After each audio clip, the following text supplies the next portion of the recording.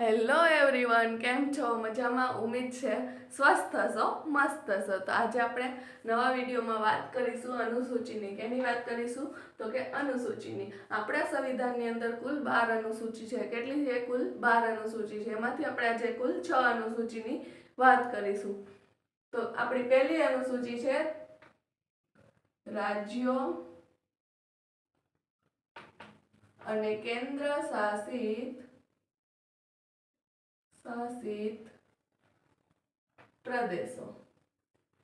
રાજ્યો અને કેન્દ્ર શાસિત પ્રદેશોની વાત શેમાં કરવામાં આવી છે? તો કે અનુસૂચિ 1 ની અંદર. આપણે કુલ કેટલા રાજ્યો છે? તો કે 28 રાજ્યો અને 8 યુનિયન ટેરિટરીઝ એટલે કે કેન્દ્ર શાસિત પ્રદેશોની વાત શેની અંદર કરવામાં આવી છે? તો કે અનુસૂચિ 1 ની અંદર.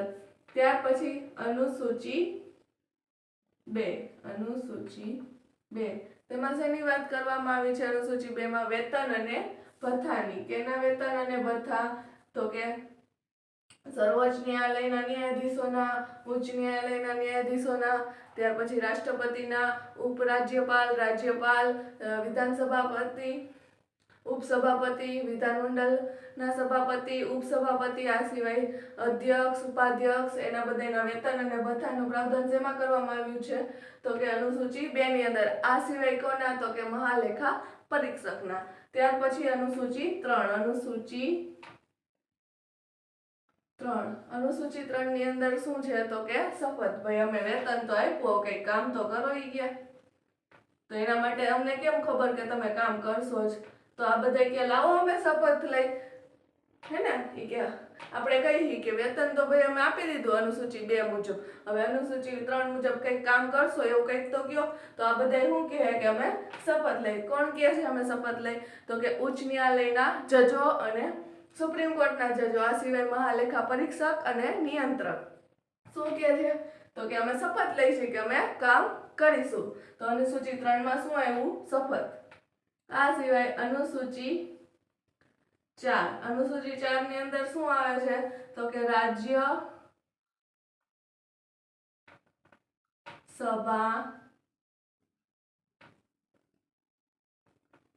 સીટો. કે રાજ્યસભામાં કયા રાજ્યની કેટલી સીટો હશે એની વાત ક્યાં કરી છે? તો કે અનુસૂચિ 4 ની અંદર. ભાઈ ગુજરાત મોટું રાજ્ય છે, ગોવા નાનું છે, સિક્કિમ નાનું છે, તો ગુજરાતની અંદર કેટલી સીટો હોય રાજ્યસભાની? જાજી સીટો હોય. એની તુલનામાં ગોવા અને સિક્કિમની સીટો કેટલી હોય? તો કે ઓછી હોય. તો એની વાત ક્યાં કરી છે? તો કે અનુસૂચિ 4 ની અંદર. શું કર્યું છે કે રાજ્યસભામાં કયા રાજ્યની કેટલી સીટો હશે એનું વિતરણ કેના આધારે થાય છે? તો કે અનુસૂચિ 4 મુજબ. ત્યાર પછી વાત કરીએ કે અનુસૂચિ 5.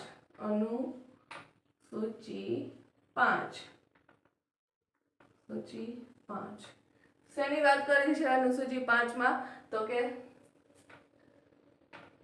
રાજ્યો કે કેન્દ્રિત પ્રશાસન. રાજ્યોના કેન્દ્રિત પ્રદેશનું પ્રશાસન. રાજ્યના કેન્દ્રિત પ્રદેશો હોય એમાં પ્રશાસન કરવાનું પ્રાવધાન છે. કઈ અનુસૂચિ કે છે? તો કે અનુસૂચિ 5 ની અંદર રાજ્યોના કેન્દ્રિત પ્રદેશોનું પ્રશાસનનો પ્રાવધાન શેમાં છે? તો કે અનુસૂચિ 5 ની અંદર. અનુસૂચિ 6. અનુસૂચિ 6 માં શું છે? તો કે અનુસૂચિ 6 ની અંદર જનજાતીય પ્રદેશોનું સંરક્ષણ.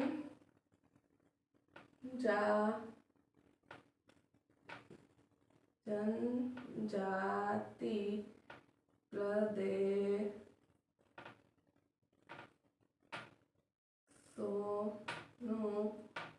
સંરક્ષણ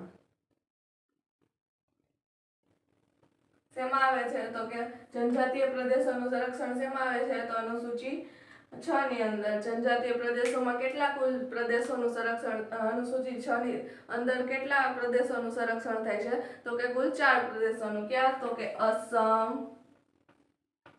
મેઘાલય,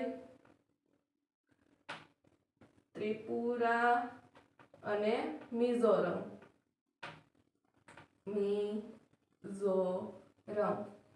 તમે હાલમાં જ ન્યૂઝમાં સાંભળ્યું હશે કે લદ્દાખમાં એક પ્રોટેસ્ટ ચાલતું હતું, એટલે કે આંદોલન ચાલતું હતું કે અમને ત્યાંની પ્રજાની માંગ હતી કે અમને અમારી જે જનજાતિ છે તેને શેડ્યુલ 6 અને અનુસૂચિ 6 ની અંદર સામેલ કરો. તો આ રહી આપણી કુલ 1 થી 6 અનુસૂચિ. પહેલી અનુસૂચિ છે રાજ્યો અને કેન્દ્ર શાસિત પ્રદેશો, બીજી અનુસૂચિ છે વેતન અને ભથ્થા, ત્રીજી અનુસૂચિ છે શપથ અને ચોથી અનુસૂચિ છે રાજ્યસભાની સીટો, પાંચમી અનુસૂચિ છે કે રાજ્યોના કેન્દ્રીય પ્રદેશોમાં પ્રશાસન અને છઠ્ઠી અનુસૂચિ છે કે જનજાતિ પ્રદેશોનું સંરક્ષણ. તો હવે હું આને હટાવી દઉં છું અને હું તમને પ્રશ્ન પૂછું છું. ઉમ્મીદ છે કે તમને બધાને આવડતું હશે.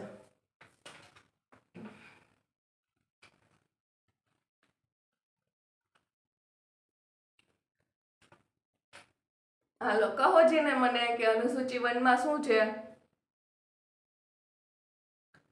શાબાશ, કેવી રીતે આવડી ગયું બધાને? હા, અનુસૂચિ 1 માં શું છે કે રાજ્યો અને કેન્દ્ર શાસિત પ્રદેશો. હવે અનુસૂચિ 2 માં શું છે?